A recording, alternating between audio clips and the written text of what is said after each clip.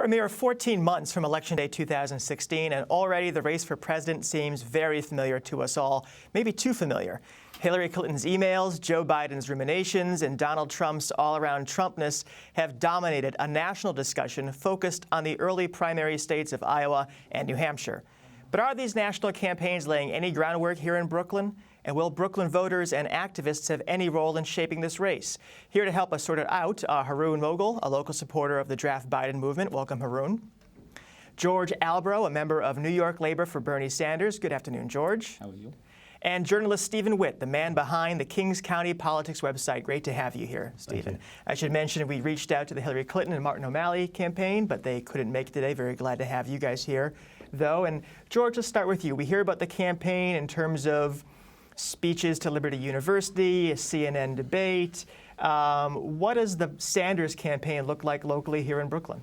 So first of all, thank you for inviting me. And I just want to stress that I am not part of the campaign. The campaign has staff throughout the country, particularly in the states that you mentioned, but is relying on all volunteer independent efforts in New York at this time. However, Brooklyn is a source of really probably the most activity of any place in the state right now.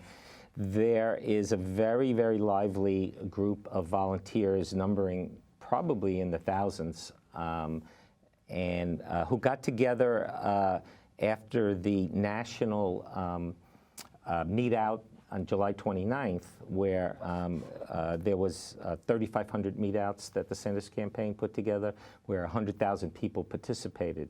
The Brooklyn meetouts had thousands of people, and it got together on that basis. And I've been working with the Brooklyn people, although I am one of the coordinators of New York Labor. And we recognize that Brooklyn is a strategic part of this campaign. One of the things we did was we marched in the West Indian Labor Day Parade. We had almost 100 marchers, very diverse throughout, mostly Brooklyn residents, and we were very well received. Now, I got to be honest, there were a lot of people who didn't know that much about Bernie Sanders, and we sought to educate them on his positions, but we were well received, and we recognize that Brooklyn will be a very important battleground coming up. So, Haroon, you are not an employee of a campaign that is actually not a campaign yet. Exactly. So why are you here? So what is working on behalf of, or I guess hoping for a Biden candidacy look like for you in Brooklyn? Sure. I think when we look at the Republican process right now, which I try not to, but I kind of have to, it's very hard to see how they're going to get to the presidency. With the way the politics are going around, it's very limiting, it's very narrow. I think really what it comes down to in places like Brooklyn are who is the Democratic Party's nominee. Because at this point, it looks like it's the Democratic Party's election to lose. So what I saw in Biden was a candidate who really could appeal to the center while representing progressive policies. And as you saw on the Stephen Colbert show, for example, last week, he really connects with people. I think he has a genuineness and a humility and a sincerity along with his policies that make him a very compelling candidate. And he's been vice president for 8 years. People know him, recognize him. He's not running, and he's already in the polls. So for me, it's a matter of support. I would like to see him run. I think it would be better for the country. I think he would make a great president. But of course, we don't know yet. When do you expect to find out? Sooner rather than later, I would hope. I think people are saying October, right? I think, yeah. I mean, they were saying September. Now they're saying October. Obviously, he needs to make sure that this is something he wants and his family supports, considering what they've been through. But I would think October at the latest would be time for him to have to make a decision. Stephen, you focus day to day on mainly local officials, city council up to the state house. Is the presidential race shaping what they do at all? Is everyone just lining up behind Clinton? Well, I would say that Clinton obviously started her campaign office here, like she was the hometown person. But Bernie Sanders is from Brooklyn originally, went to Brooklyn College, lived by Brooklyn College, grew up in Brooklyn. And Donald Trump actually has deep roots here, too. His father built the Trump Village in Coney Island. And when I was working for Courier Life, there was an old photographer we had there who told me he remembers when Donald used to collect rent for his dad. He used to go around there. That was like one of their first projects. So They both kind of have some Brooklyn roots. And so far as Sanders, I went to one, I covered one Bernie Sanders video thing, which was a beer hall, and it was about 300 whites and 2 blacks. Although now, you know, I respect that Bernie Sanders is working. I mean, my feeling with presidential elections or any elections is the people that usually win are the people that work the hardest. I will say Bernie's working hard. He's, you know, he's all over the place. He's working. Hillary, you know, I kind of like some things she did, just personally, but she doesn't seem to be working as hard. And Joe Biden doesn't seem, he's got to make up his mind. He's almost like Hakeem Jeffries with the mayor. He's you know, he's not really, you have to be all in if you want to win. Well, speaking of the mayor, there's one Brooklyn politician who's not all in or in at all yet in terms of an endorsement in the race. Do you expect him to jump in soon? Do you think Hillary wants his endorsement at this point? It's been a rough summer for him. I don't think he's ready to jump in, and I don't think I mean, obviously Bernie would love him, but I think anyone else, you know, I don't expect him to jump in too soon. He'll probably jump in sooner, you know, toward, when is it, April, when the primary is in New York. Let's talk about that. So, working on behalf of Senator Sanders, what do you hope to get out of Brooklyn, right? We're going to have, we know this is a blue state. We know how it'll vote in the general election almost assuredly. We'll have a primary here, presumably where the former senator from the state will be a leading candidate. What are you hoping to get from this borough in terms of Sanders' performance here? Well, I like to say that Hillary's support is a mile wide and a foot deep. And a lot of it is very similar to the support that Chris Quinn had at many months before the election, where people supported her because they knew her. They knew her name, and they didn't know de Blasio at all. But then when they got to know who he was, what his positions were, they came around, and he won handily. I think a similar dynamic will happen here in the city. I mean, just think if Bernie Sanders was to win or even do really, really well in New York State, Hillary's home base, that would be a tremendous, tremendous defeat for her. How does that happen? Can it happen? How does it happen? Well, first of all, you look at how Bernie is doing in the rest of the country, Iowa and New Hampshire, where he is like surging. He's now, the latest poll has him 10 points up in Iowa and 18 points up in New Hampshire. Now, it's true those states are mostly white states, don't have a lot of people of color, but he's also surging nationally. And he was down 60 points, now he's down 20 points nationally. And what the basis for this is not his personality, not, you know, not his Donald Trumpisms. It's his policies, and that people are responding. So when he is saying that I'm for a $15 national minimum wage, and Hillary, and you know, he does not criticize Hillary to his credit, and he just says he disagrees on the issues, and we should focus on the issues. We'll talk about issues, because one thing that strikes me about the kind of Biden ruminations, wondering will he, won't he, is that there really is no policy discussion there. It's about what, you know, his own personal story and, you know, story of his son asking him to consider a race on his deathbed. But it's also this idea that Biden fills a gap created by Hillary Clinton's weakness. If Biden gets into the race, what do you think the discussion will be about? Where will he differ from Hillary Clinton on any of the main policies that concern people? Well, I think that he does have policies. It's just that they're part of the Obama administration. We know, for example, that he came out for marriage equality before Obama did. He's very strong in support of veterans, for example. He plays a powerful role in foreign policy. He's a trusted advisor of the president right now. So there's a sense that it would be a continuation of that kind of policy. But I also think that if you look at what he represents in terms of his background, his ideas, the fact that he basically congratulated Bernie Sanders. He remarked on what a great campaign it was. I think that tells us where he stands on labor issues, on left issues, on progressive issues. And in contrast to Hillary Clinton, I think Hillary Clinton is hawkish on foreign policy in a way that he's not.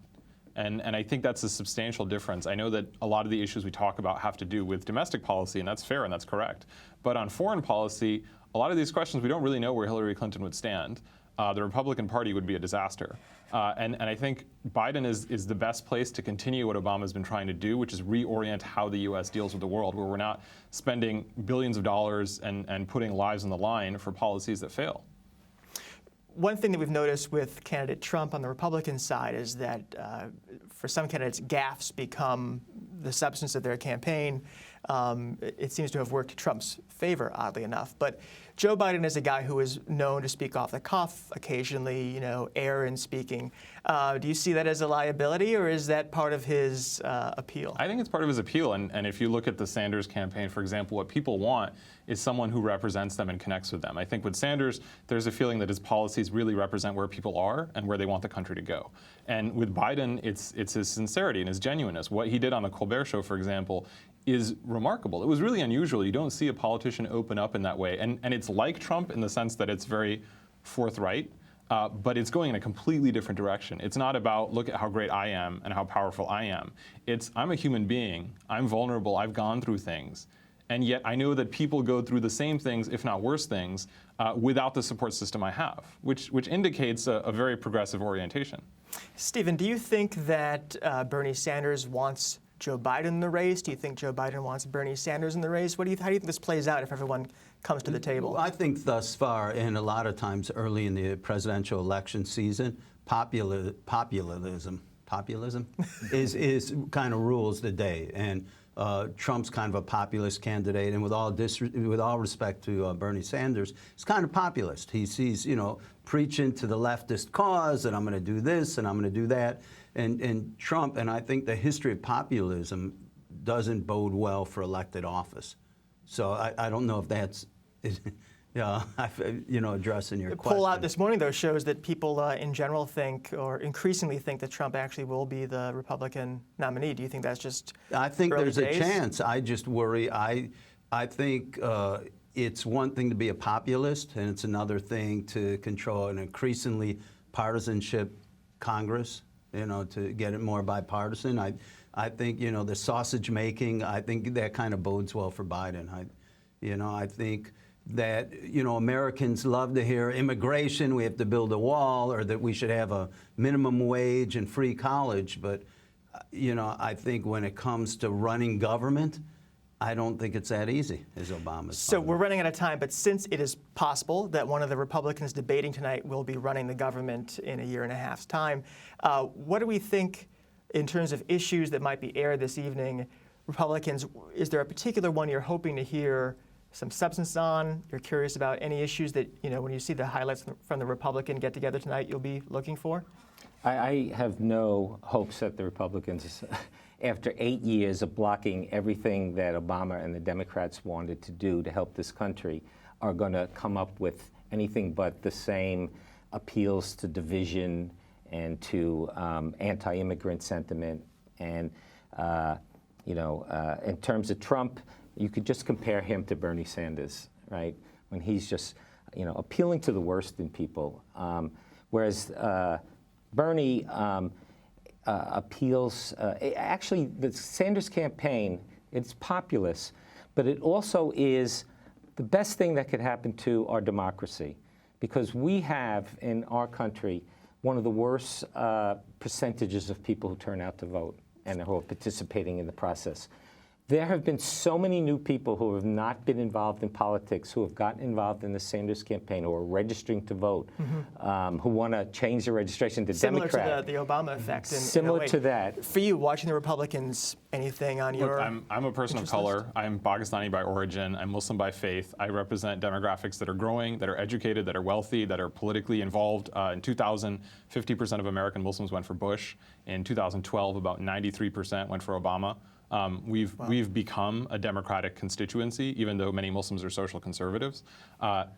It's amazing to me, and it's unfortunate that the Republican Party has absolutely no room for difference, that they do not include people who are a little bit different. And that indicates to me a failing strategy, but it's also a scary strategy. I'd like to see him address criminal justice reform. I think that's one area where there could be a little bipartisanship. I think that the Koch brothers and others, the Heritage Foundation, have said there's too much incarceration. It's not good for the country.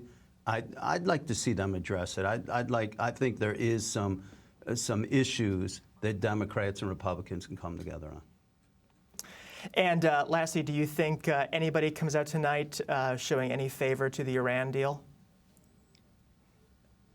Probably, No, political, probably not. probably political suicide. Right. At least it would be a point of difference, It's a though. party of war, and that's what they've been on. And the same people who advocated us getting in Iraq were against the peace deal.